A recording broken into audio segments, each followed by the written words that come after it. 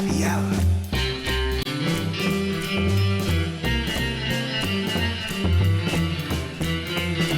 Night attacks happy hour.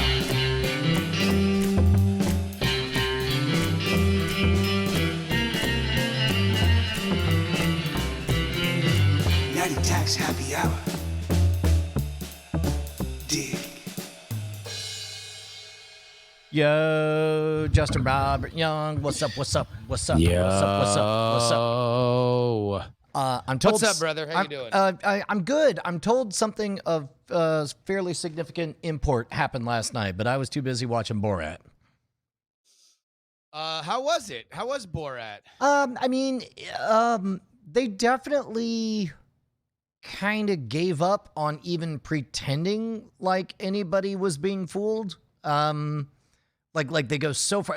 There's at least 3 or 4 like quote unquote regular characters. In the first Borat, they did a pretty good job of convincing you that these were normal Americans that were unwittingly roped into, you know, a hidden camera prank show, right? Yeah.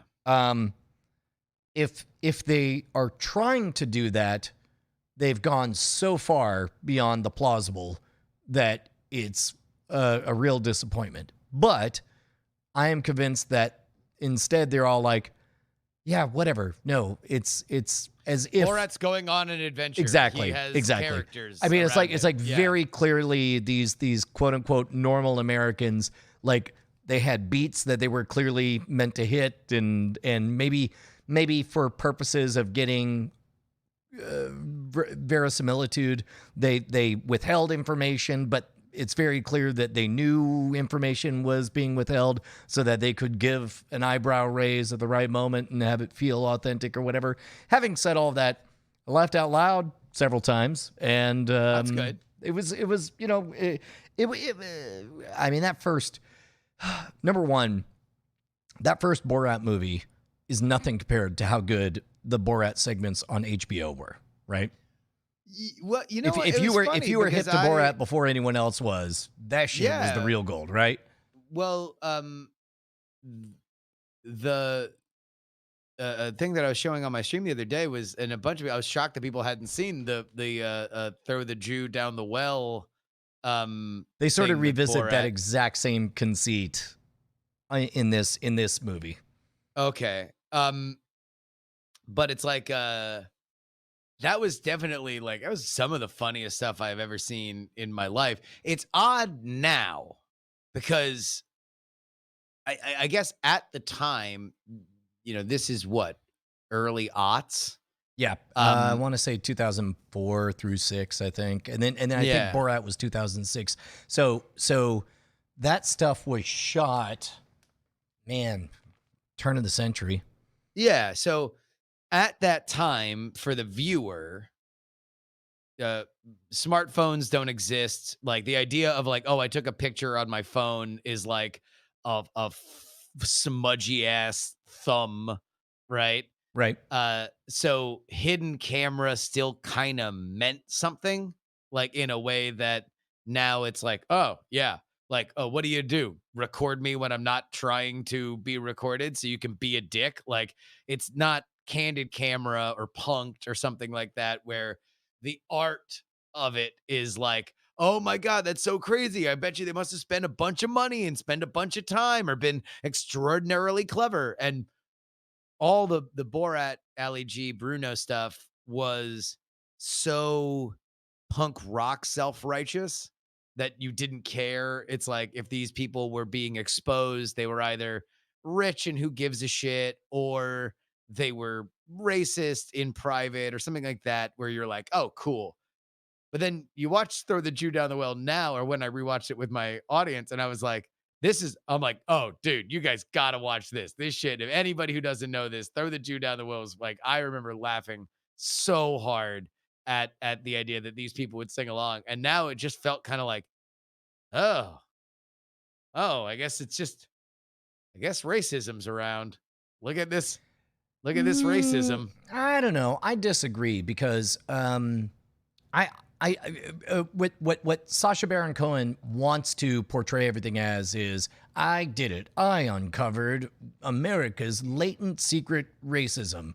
It's like, no, what you did is you portrayed massive awkwardness at an open mic night, and you got people who either A, couldn't believe that this was being said, and they're like, Jesus Christ, this is so woefully inappropriate due to cultural differences that I'm going to mentally record all of this. But sure, yeah, I'll sing along with the refrain because I'm also looking at a human being flailing about and dying on stage at an open mic night. Or somebody who is not in on it and just trying to help a person. I mean, the joke is, Well, can you pressure someone into singing along with the racist thing? I guess whether I'm not here to defend or litigate the honesty or purity of the people at the Tempe honky tonk that they shot the skit at. It was just the idea that was the joke in a way that, like, in the aughts, I was like, that's hilarious. Like, it didn't ring the same to me. That being said, the Borat sketches, your initial premise, I don't mean to invalidate your initial premise. Yes, right. Those sketches were hilarious, but it was as we were talking about this new movie, I was like, man, how many of you guys only know the movie? And it was the vast majority of the audience. I'm like, oh no, those sketches during the Ali G show was fucking great. Yeah. Spoiler alert for this movie. The way they revisit it is he goes to some conservative something or other, and the conceit is like he just wanders on stage with his character Country Bob, and he does, a fake American accent, which as you know, the fastest way into my heart is to portray somebody from a foreign land. So this is somebody who speaks English as a native language from England, portraying an imaginary dialect from Kazakhstan, but reimagine what that person would imagine a country American accent to sound like. And then basically, just tries to with varying degrees of success get people to say, do terrible things to the scientists or whatever. I mean, it's like, I don't know, like in those situations, if we're gonna start lining people up against the wall based on what an audience is willing to shout when a call and response is set up, then I know for a fact that I'm going to be one of the first ones up on the wall. So as a result, I don't like to kind of blame the victim of anybody in the audience, because anybody on stage who does a call and response thing, it's like, if you're trying to be a good audience member, you'll go along with it, whether you actually agree with it or not. All right, let me ask you this question, because I don't know if there is an answer. Is there an example of, man, they were kind of funny before, but then they got really political and they were really funny? They got way funnier as soon as they got way more political. Maybe shoot, for lack of a better word, maybe like a Penn and Teller thing when they got anti-religion, and I think their art became a lot more challenging. I'm certain I could think of other examples. It certainly brought them. I mean, I guess maybe the Daily Show, if you're going to say Jon Stewart would be one, yeah. But that would really be like the franchise of the Daily Show going from Craig Kilborn to Jon Stewart, because Jon Stewart was always political, but he got increasingly more political. I don't know that he was when he was doing the Jon Stewart show. That's how I encountered him, was when he had his own late night show, the Jon Stewart Show on MTV, and that seemed, if anything, fatally milquetoast, fatally like, I guess this is what you do on a late night show, and then instead it's like he just had no fucks to give. Day one when he showed up at the Daily Show, which was really something. So I guess it's the vast majority of things that we're finding South here. Park. South Park definitely got funnier the more direct and political and challenging come at us. Yeah, that's another good one.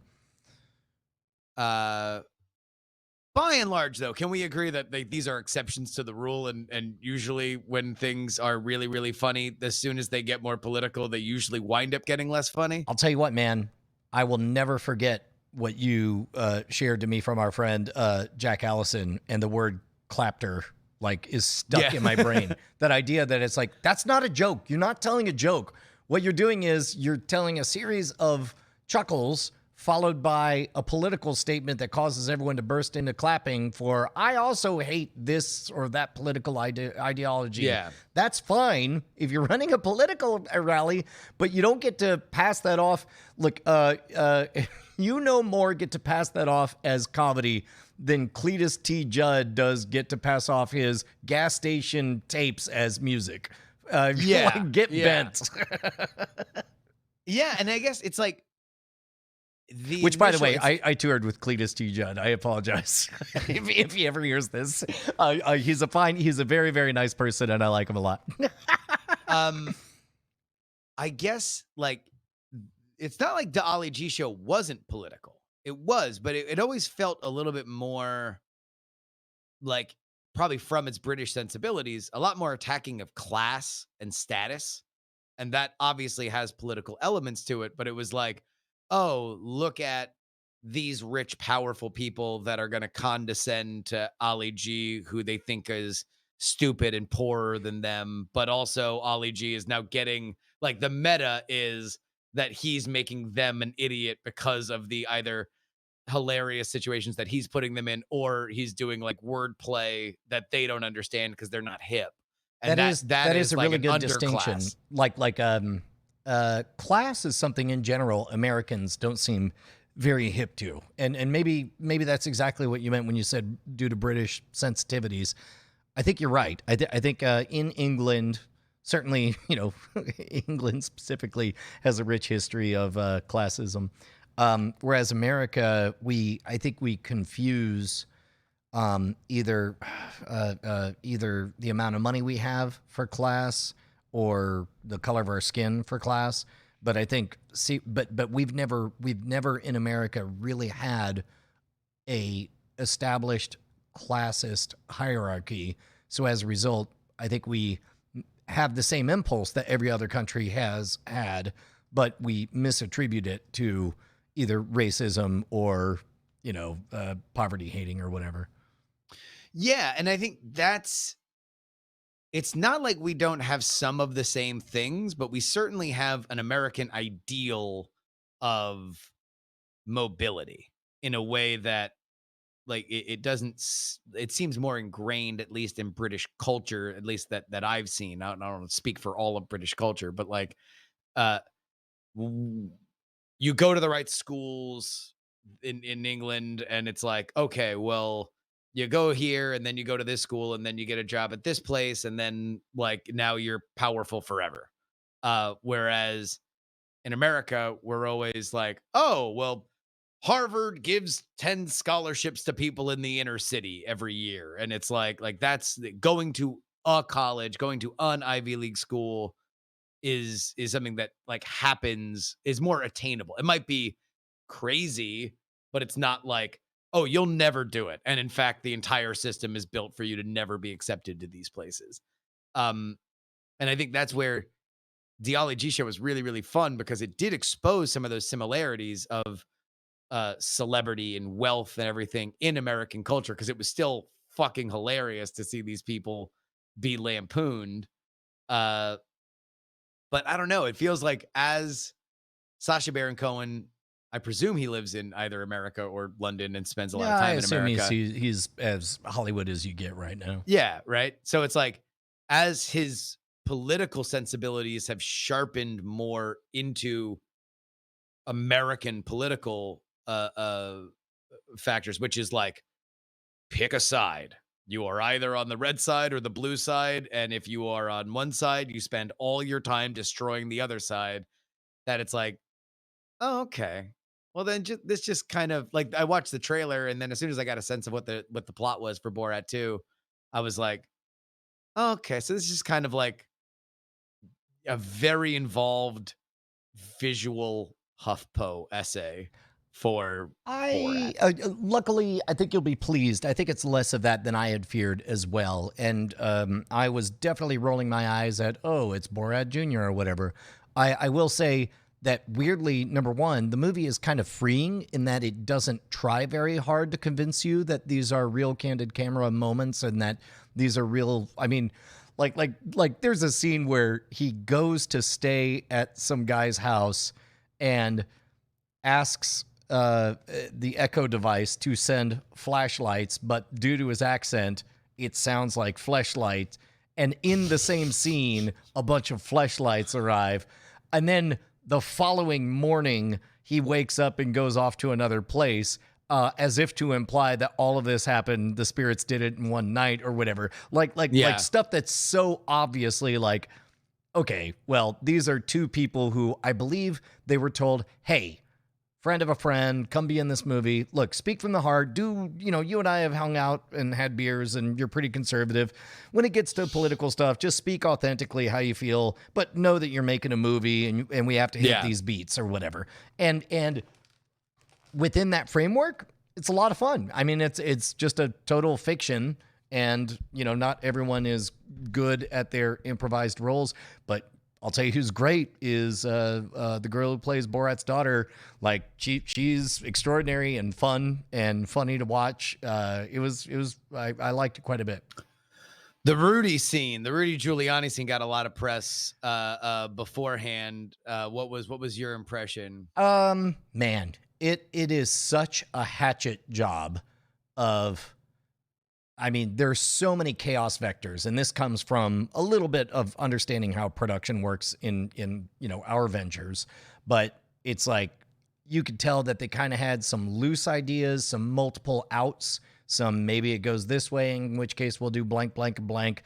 But the one thing we must preserve is some amount of authentic Rudy Giuliani reaction to what's going on, and we don't know what we have until we start shooting it.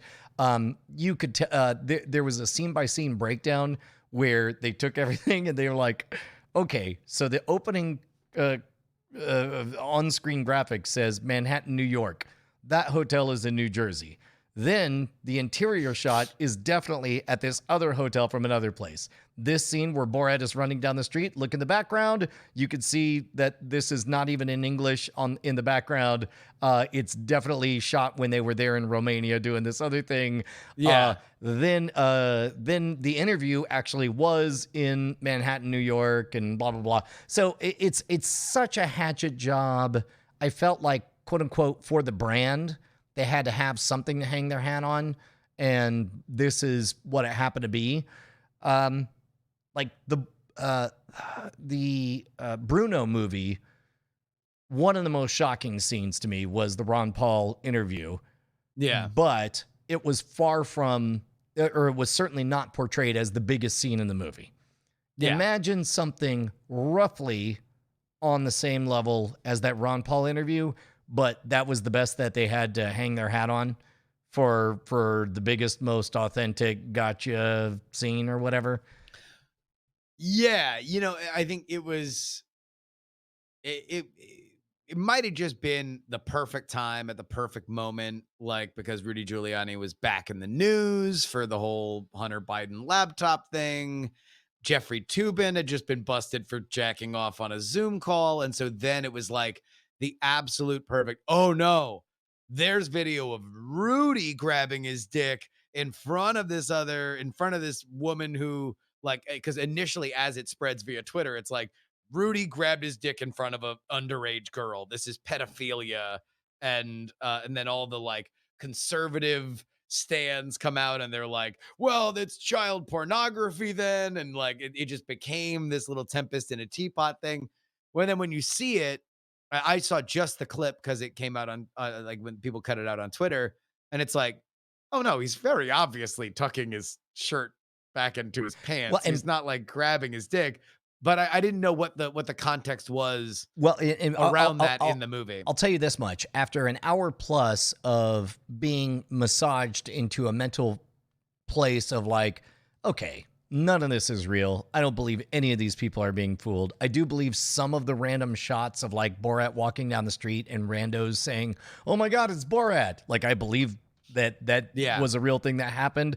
But any other character, to some degree, like, I mean, their delivery is too on the nose. Whereas just like somebody very like, there's a boob job thing where he pays him $1 bills, $22,775 or whatever, and he's $74 short. And this person who ostensibly has counted $22,701 bills says Yeah. to him behind the counter of this boob job joint, "I'm sorry, you're $74, and the boob job happens at exactly 6 o'clock." And Borat says, "So I have exactly, until 6 o'clock to make $74? Yes, or it will not happen." It's like, I mean, it's like when you do that, you so break any kind of even the fake magic. Even if the whole first Borat movie was a lie, enough of us believed in Santa Claus at the time, but this time they're not even trying to convince us that Santa Claus is real.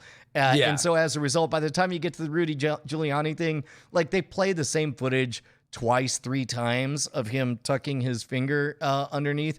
And it, like, they don't say it, they hide it, but very clearly the ruse to get him into the other room was to remove his microphone or whatever. Yeah, yeah. And maybe it was weird for him to lay down on the bed instead of sitting up straight or whatever. But I certainly have had a shirt come out and had to retuck it in on camera. So Well, and that's the other thing, is that it's like, initially when people were like, "Oh my God, it's this bullshit, blah, blah, blah." I'm like, well, it is a prank camera show. So there's no onus on them to be anything other than funny with the clip. And so if they're editing him into being a weird creepazoid who grabbed his dick, then it's like, they're not 60 Minutes. You might think worse of the Borat people for doing that to Rudy Giuliani, if you have any feeling about Rudy Giuliani or the reputation one might get if somebody were to believe it. But they're not under no obligation to do it. Their obligation is to make the funniest movie possible and to get the release signed. right.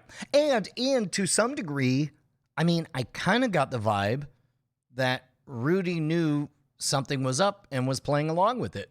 And I mean, much like the people who sing along with "Throw the Jew Down the Well," or the people who sing along at the whatever the conservative thing is, like, hey, let's give the scientists, COVID or whatever. To some degree, if you're there, you're aware that whatever this production is, it's beneath you, and you're there to help out whoever invited you to be on it. I can't think Yeah. of the number of podcasts that both you and I have shown up on where it's very clearly like you get on it and you realize this is definitely a 14-year-old. This is definitely his dad's basement. This is definitely the second time he's ever done this.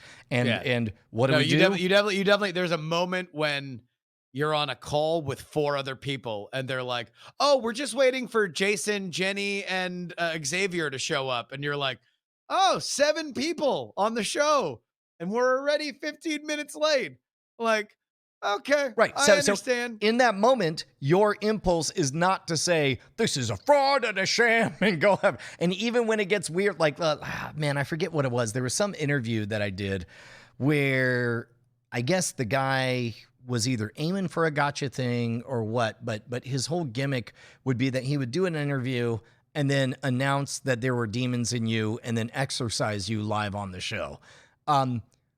I mean, I certainly hung around for the remainder of the interview after he Yeah. performed an exorcism on me and said, "Did you hear that? The devil, Brian Brushwood, rejects you, Satan. He rejects you. He says that his tricks are pure and that what he wants to do is reveal the truth of Christ Jesus our Lord." And off it Yeah. goes, right? Or likewise, when the Don and Mike show called and got me into a prank situation, and then halfway through I realized I was being pranked by one of my favorite talk radio shows. I didn't, storm out or whatever. So it's like, Yeah. I think watching the show, it's really hard to feel like Rudy Giuliani is victimized. And it's like, I almost get the impression that in an alternate universe, Rudy would straight up say, guys, I wish you just told me this is what we're doing. I could have given you so much more to work with. Like, it would have been so much better if I was in on it. Have you not seen me dressed up as a woman next to Donald Trump? You know, exactly, kissing Donald Trump right? for a gag. Yeah, you know, I'm glad that you thought it was really funny. Like that I think is the biggest thing, because I do think that it's Dolly, the Dolly G show specifically, and then in descending order, Borat and then Bruno. Bruno, man, barely makes the cut. I don't even know. Yeah. Bruno, I wonder how well Bruno has weathered the woke awakening of all of us being comfortable with gay people. I don't know how Borat has survived. Like the fact that Borat has survived means we don't have enough famous Kazakhstani people in American culture, because it would take one famous Kazakhstani person to be like, yeah, I'm glad everybody laughed, but literally whenever I say where I'm from, somebody screams wah wah wee wah in my face and says very nice, my wife. That's sort of being a victim of your own success, similar to the problem with Apu or whatever, where it's like in the alternate universe where Apu wasn't an electric character on a top-rated show that everybody identified or whatever, then there wouldn't be a problem with the Apu stereotype, but it's its own success that haunts it. Also, real Andrew Mays in the chat says, this is the president's lawyer and he falls for this shit. No, that's my whole point, is even watching the movie, they don't even, if they are trying to portray it as him falling for anything, they're doing such a slapdash job that it convinces exactly nobody. It's only when you give into the theatrical conceit that you believe there's anything to this. In general, even within the movie, it looks like this is a man who politely is putting up with some unpro shit, and then only after they show their hand and for whatever reason Borat shows up dressed in lingerie saying, "Have sex with me, take my butt hymen, don't take my daughters," that he's like, oh, okay, I know what this is. It's fairly transparent. Yeah. I mean, and also it's like, guys, it's a comedy movie. Like, let's all understand that whatever real world spice is in there is accenting celery salt. It is not 60 Minutes. It is not any kind of, they have no beholden nature to being fair or true, really. Like, they are manipulating everything they possibly can, much in the same way that they didn't actually film Lord of the Rings in Middle-earth. Rudy Giuliani did not actually get led into this situation in any way that he was portrayed. I'm sure there was a lot of lies, big and small, to get him into that situation, to have him sign a release that had them make Borat 2 and have them get what they are. And that's fine. Everyone's allowed to do that. It's a comedy movie. I mean, I don't think I'm talking out of school to say that both you and I, if we smelled a rat going into an interview, but we're pretty sure that the rat is some kind of like prank show, we would still go in, because we would just be like, let's see where this goes. What do you got? Like I mean, and that was, I mean, that was the vibe I got. If we were at Dragon Con and it was literally just fucking somebody who was like, oh, my friend of a friend has a thing to do, and we walked in and it was the most bizarre, weird, unprofessional, like fucked up shit, like there's no way we walk out. Yeah, at all. Well, like, and we're gonna, even if we suspect, now, I mean, like anything that is under a half hour, I'm game for.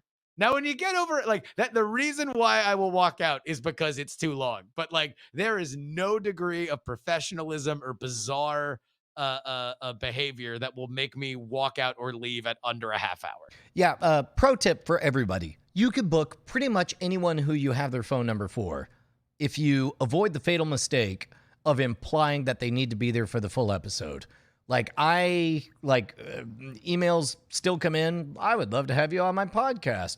And it's like, what do you think? And you're like, well, it's about an hour and 17 minutes long. And we just sort of talk about whatever. And instant response, I am very, very busy. If you would like 15 minutes, talk to Corey, and Corey might be able to get you 15 minutes. Like it's full hour. Yeah. It's I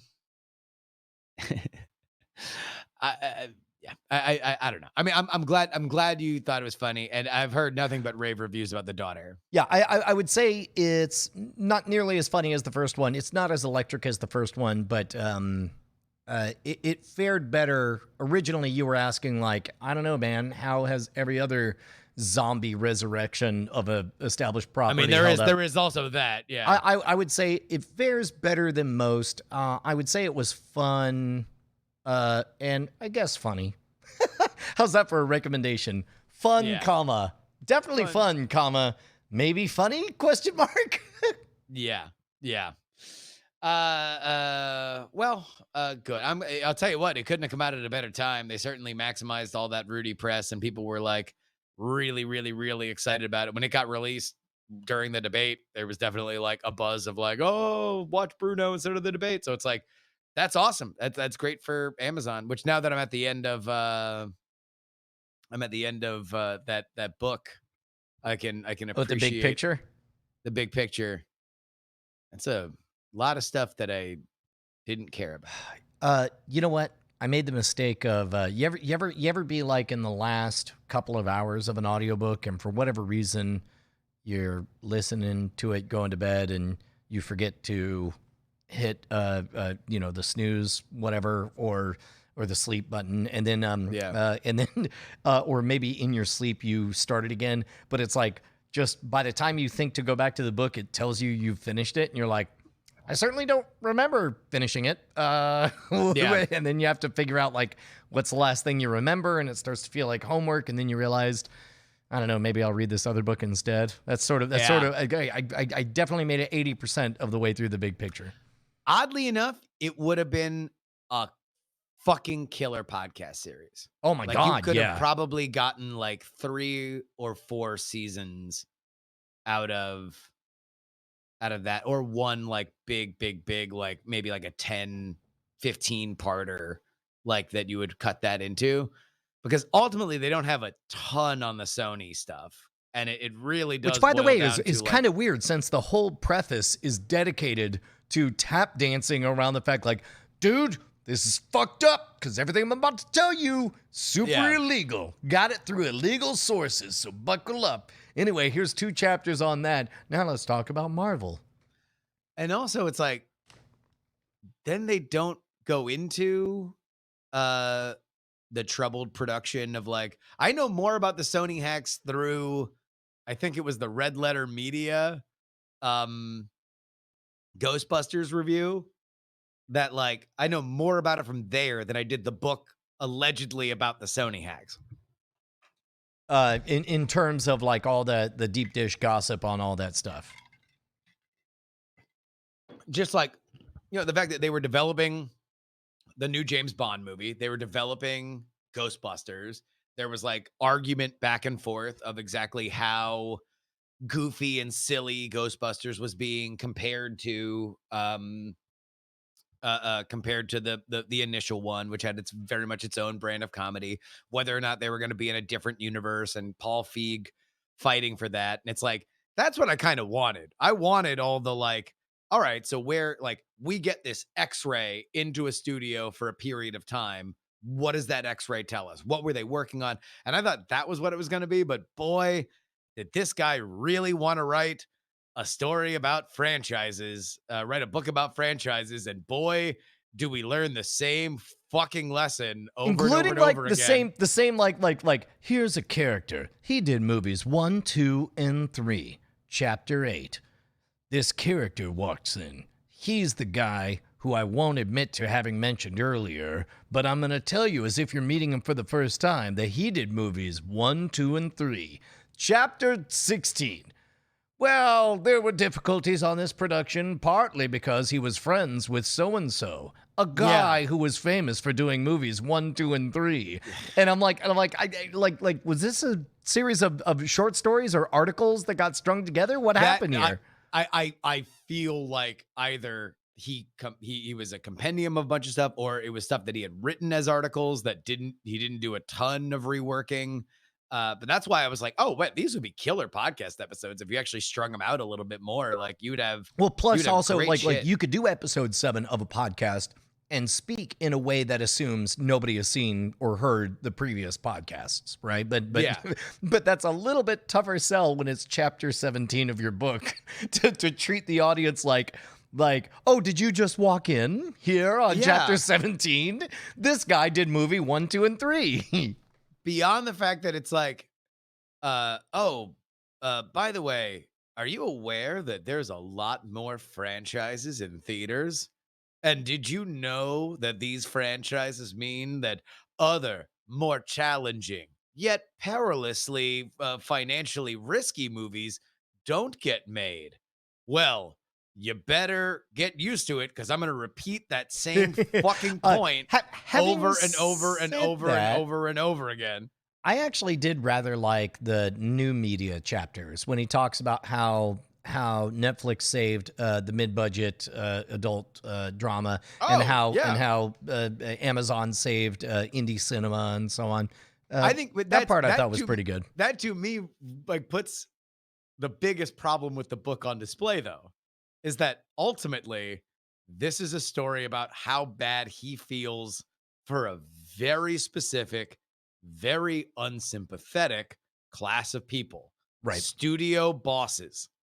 Like, so this is like, This oh, poor woe girl is was the me. daughter of Larry Ellison and loved movies so much that, this producer had a hard time working with her because she was broken up over her last relationship. It's just, yeah, it's like, all right, it's about Amy Pascal. It's about a few other people that are like, they live their entire lives scraping and clawing in their massive offices, having all of A-list Hollywood be their best friend and have them tell them that they were the greatest, most brilliant people on earth. And then all of a sudden, they didn't have a pool of money to hire their A-list friends anymore. Fuck, isn't this a horrifying thing? And it's like, no, it's not, because literally it's like there was a gap of what, like 3 years when indie movies weren't getting made at the same frequency before they all showed up on fucking Netflix, and Netflix and Amazon were paying to have all these people. And it's like, oh no, now we're almost in a world where the auteurs have too much power. Like where Netflix is going to be like, hey, Marty Scorsese, what's up, motherfucker? You want to make an Irishman movie? Awesome. How long is it going to be? 7 hours? Great. And we'll just release it as one movie. Fuck it. Don't even break it up into what it should obviously be, a mini series. Hell no. 1 7-hour file. Oh, what's that? You never want to send us any dailies ever? And you want another open check so you can just do as much CGI as you want? Fuck yeah, dude. Give us that 7-hour monstrosity. We'll put it in theaters for a legally allowed amount of time, and then we'll just move along. And it's like, okay, well then yeah, we're in a different dichotomy, and it's just very odd that we spend so much time lamenting this, like, oh my God, this is crazy. Yeah. Anyway, it's a pretty good book. Pretty good book, I guess.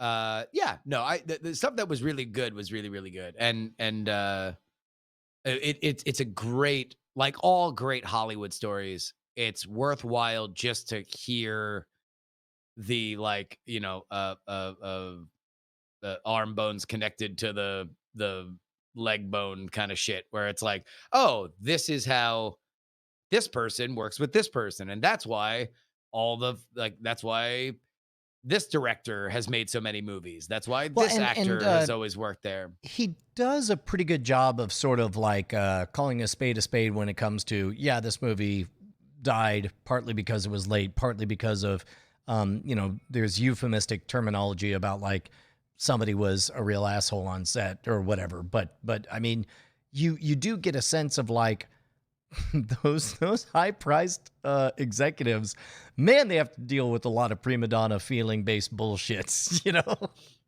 And Oh, as you and yeah. I have talked about, it's a miracle that anything ever gets made ever Gets made ever, forever. in Hollywood. Right? Yeah. But yeah, it was definitely interesting. The stuff with Will Smith and Adam Sandler was really good, and just understanding exactly the amount of money that went into that was fascinating. But by and large, by like the 50th time, I was explained to that franchises are loud and big and common denominator, And and it seems uh, like everybody wants one. Everybody's looking for the next cinematic universe. Heaven forbid a standalone story should ever exist. yeah, and it's like because they sort of like demonize.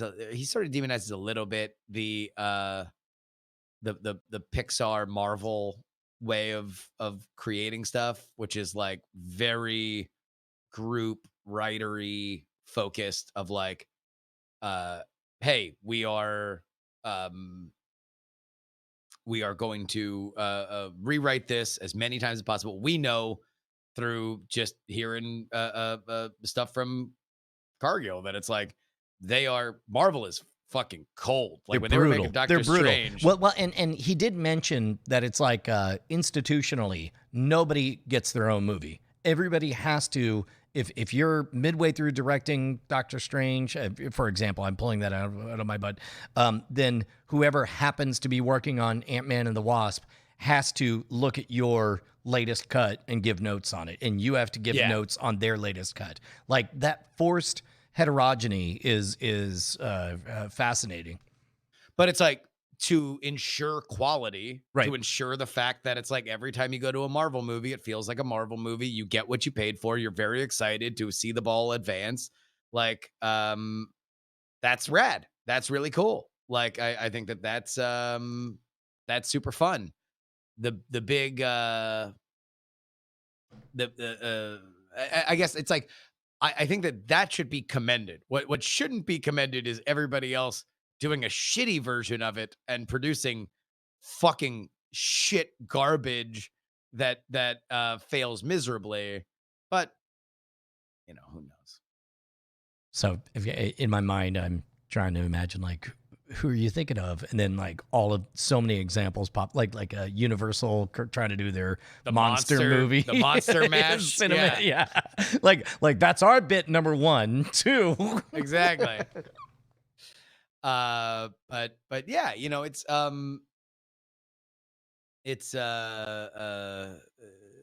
or like, but then also it's like super weird because then he also is like, oh, but let's do this kind of loving chapter all about how they have brought in all these famous writers to write a Hasbro universe that never happened. Oh, Uh, I think he mentioned like the first movie is supposed to be out in summer 2020, and there was definitely like as I'm on the run, I'm like, ha, Yep. Anytime he mentions 2020, I gotta chuckle. Hasbro cinematic universe didn't sound bad, to be honest. The idea, like, I wonder if you would make that kind of quasi-animated, almost Robot Chicken style, where it's like it's the actual action figures doing the thing, or if it would be, live actors. I would presume it's live action because that's the it's what they're going for. It's the kind of movie they're trying to make. But my thing is that like I get why you're selling Hasbro in the studio. I'm like, all right, you got to hire me because we're writing out an entire Bible for 17 movies and blah, blah, blah. But it's like, in reality, what you need is like a thin idea for release schedule and then one fucking great movie that you see from like stem to stern, and then it goes from there. Like then you understand what works, because that's the thing is like this was actually really good. In their Marvel chapter, they talked about how Iron Man wasn't supposed to be first. Oh, that's Captain right. America was supposed to be first. No, I believe they had all 4 movies, and they had Iron Man, Captain America, Thor, and the Hulk. And basically they're like, well, which one first? They're like, well, I mean, obviously the one that's most famous is the Hulk. Or everyone else is kind of an also ran. Maybe yeah, Captain yeah. America. And then they did focus marketing with The kids. toys, Yeah, yeah. they basically showed pictures and told the story. And what's funny is apparently the New Line Cinema version of Iron Man, like whoever was in charge of the project, and this is what, early 90s, I think, was like, a metal man can't fly in the sky. Yeah. No Iron Man will ever fly so long as I'm in charge of it. Metal is heavy. And then, he says from his corporate jet made of metal. Exactly. You know? Yeah. Right. Yeah. That's like how can metal fly? It's like dickweed. What the fuck are you talking about? Yeah. Next up, you'll be telling me rockets can go to the moon. Yeah. Oh my God. Fucking movie people are the dumbest. Like, God, and are they fixate dumbest. on the dumbest shit, right? And the Well, moment you that's push the thing, is, back, like, oof. and they're the heroes of the book. That's my problem, is that they're the ones where it's like, can we please think of the studio execs? Will somebody please think of these poor studio execs? Like, they're just trying to do the best they can. And then, like, you look at the notes and it's like, yeah, never will Iron Man fly in a New Line Cinema picture. And it's like, fuck you, idiot, moron. Like, that's the coolest shit that happens. It launched a $2 billion a year, like, a movie franchise because Iron Man flying is rad. Yep. Although it was interesting to find out that I did not realize that Don Cheadle was the budget replacement option. I always thought they were upgrading to Don Cheadle. I didn't know that. I guess the previous roadie was he in Terrence Hustle and Howard. Flow? Or Terrence Howard. Yeah. No, famously, he he asked that for was like- $5 million for a supporting role in a superhero movie.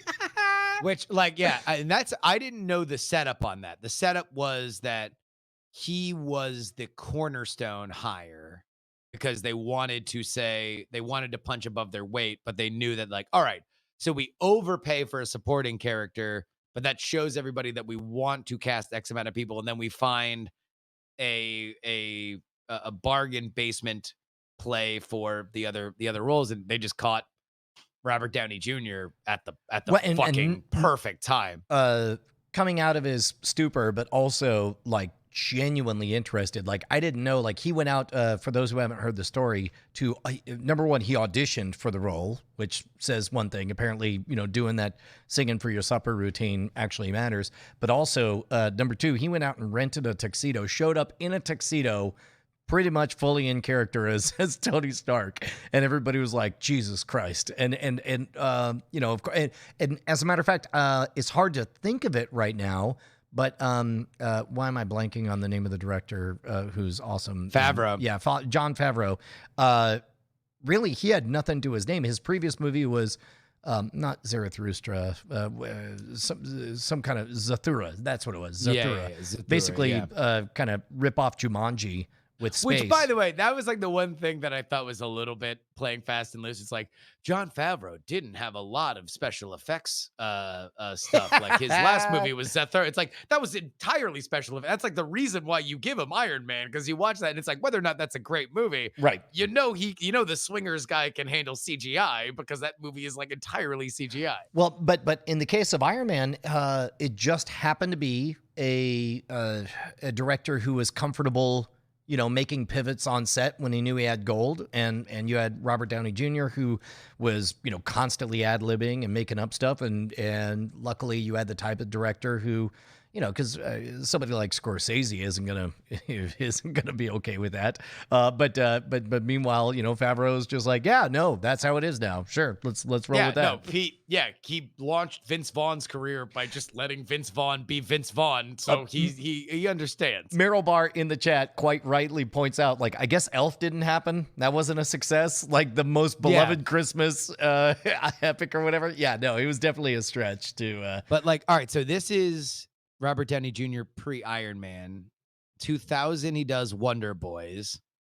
Then he goes and does Ally McBeal. Yep. He's like a side character there.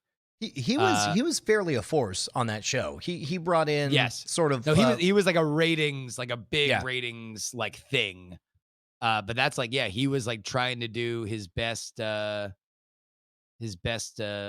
like, look, I'm because that's the thing. The big thing that people don't realize, if you don't realize how movies are made, is that it wasn't that people had a problem with a drug addict. Drug addicts are on the set all the fucking time. It The was the problem insurance. he had such a problem that he couldn't be insured. And so that was like, it took him a while to build. He had to do just a ton of shit where he showed up to work and that was that. But yeah, no, he does Iron Man and then Tropic Thunder in the same year.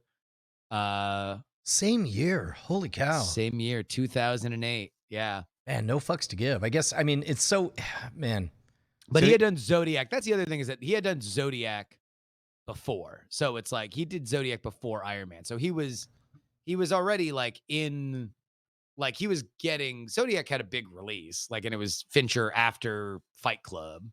It's funny because I don't ever remember thinking of Iron Man as a low budget affair, but when you hear the behind the scenes stuff, like for example that opening scene with they're in the Humvee and then they get attacked or whatever, like originally that was supposed to be 10 Humvees, and basically the money guy over at Marvel said, you could do it with 4. And you know what? Dude was right. I mean, it felt like they were lonely and outnumbered with 4.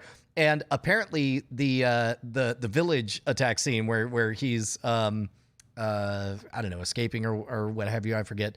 But that whole village shoot was going to be like so expensive that the dude intentionally insisted it be the very last thing so that he could have everybody by the purse balls, so that whenever they overspent, they knew they was like, well, I mean, hope we could do that big village battle scene. Yep. And then people figured out how to do everything really, really cheap. Yeah, people in the chat are saying that he did Good Night and Good Luck.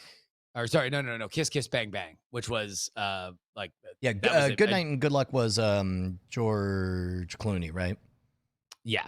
Yeah. And then Kiss Kiss Bang Bang was Shane Black, that was like a comeback for Shane Black and Robert Downey Jr., which was huge. And now they both, I mean, like, been gigantic afterward. But yeah, I mean, a real, like, that's the thing, is like, I guess, I don't know, maybe I just need to find a book that like is talking about the Marvel franchise in a way that isn't like the parasite, the well-regarded parasite that killed Hollywood, because Disney was so good at making Marvel movies, everybody else was too fucking inept to do anything but copy unsuccessfully. Yeah, I don't know. I feel like I'm not qualified to join in the parade since I still haven't finished the book, so I have to finish the book. But yeah, yeah. I mean, actually, no. The end is all about China, so it doesn't really even go back to the franchise stuff. It just starts talking about like and that shit is really, really good too. Like they talk about how it was IMAX. IMAX actually started. You know what? I had gotten to that part, so maybe I did finish the book. I don't know. I just probably fell asleep in the last chapter. If you got to that part, there's just more investing from like it's a little bit more. It was specifically because IMAX content tended to be boring documentaries that it was so inoffensive that dude was like, you know what? I bet I can. I mean, who could say no to? You know, what political reason could you have to say no to space footage? You know, like, yeah, all right. And that's, but he also realized that to do deals in China, you had to basically like be in China. You had a to, lot, and you had to hire people in China. You had to show up in person. Yeah. You had to show respect by being the head of the company who hopped on a 40-hour flight to get out there or whatever. Yeah, yeah. Which is like, you know, that's. There's really, really fascinating, interesting stuff. And then also apparently, remember that Matt Damon movie, The Great Wall? The Great Wall. That was apparently, that was going to be the big, like, see, we can make movies for both of us. And it's like, yeah, can we?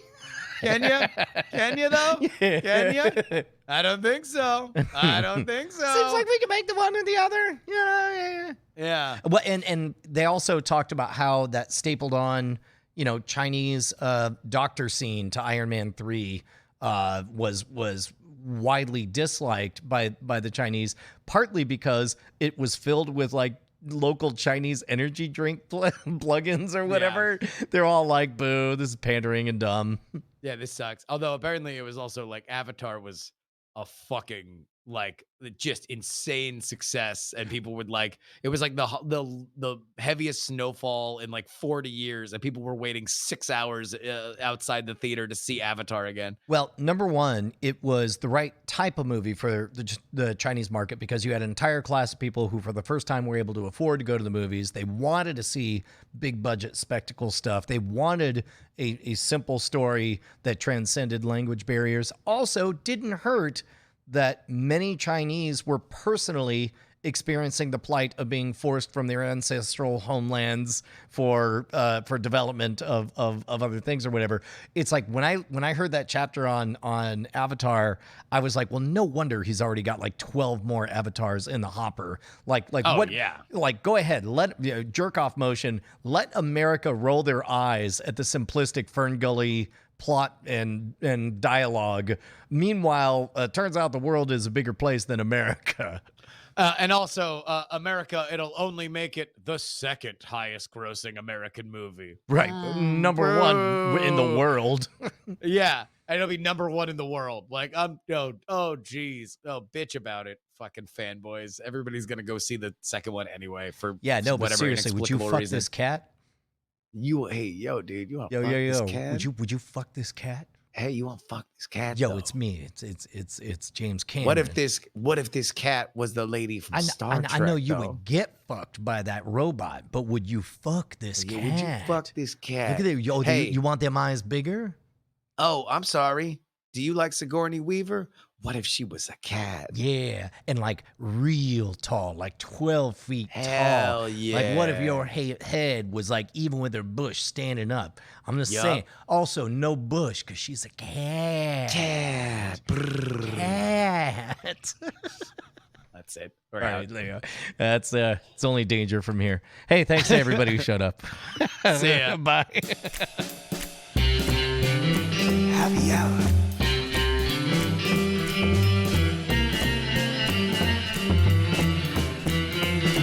Night Attacks Happy Hour.